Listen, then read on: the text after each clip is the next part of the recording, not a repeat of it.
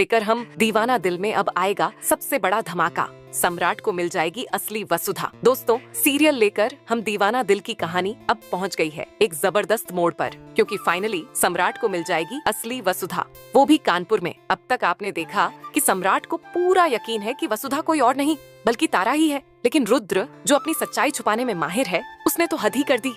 अपनी बेटी की कसम खाकर ये कह दिया कि तारा ही वसुधा है। रुद्र ने कोयल की कसम खा ली और ये साबित करने की कोशिश की कि वह झूठ नहीं बोल रहा, लेकिन हकीकत ये है कि इस घर में हर कोई झूठ बोल रहा है ताकि तारा को जबरदस्ती वसुधा बनाकर अपने पास रखा जा सके। अब तारा भी चुप नहीं बैठती, वो सम्राट को जमकर सुनाती है। वहीं दूसरी ओर सम्राट अब जोकर का रूप धारण करता है और पहुंच जाता है रुद्र की बेटी कोयल से मिलने, क्योंकि वही है उसकी सच तक पहुंचने की एकमात्र कुंजी। कोयल सम्राट को बताती है कि उसे कानपुर में रहना बहुत अच्छा लगता था, और यह सुनते ही सम्राट को गहरा झटका लगता है। उसी वक्त रुद्र अपनी पूरी फौज के साथ वहां पहुंचता है और जोकर को पकड़ने की कोशिश करता है।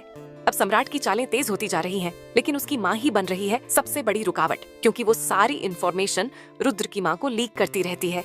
सम्राट का भाई जब ये सब जानता है तो वह अपनी माँ से फोन छीन लेता है और कहता है, आपको जरा भी डर नहीं लगता कि आपके बेटे की जान खतरे में पड़ सकती है? अब रुद्र की माँ को पता ही नहीं चलता कि सम्राट कानपुर जा रहा है असली सच जानने के लिए।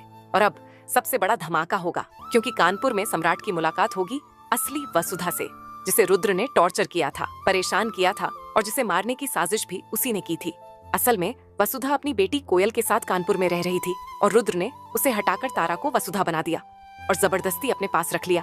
अब देखना दिलचस्प होगा कि क्या सम्राट असली वसुधा को बचा पाएगा? क्या रुद्र का झूठ सबके सामने आ पाएगा? आप क्या सोचते हैं दोस्तों? क्या तारा की सच्चाई और वसुधा की पहचान सामने आ पाएगी?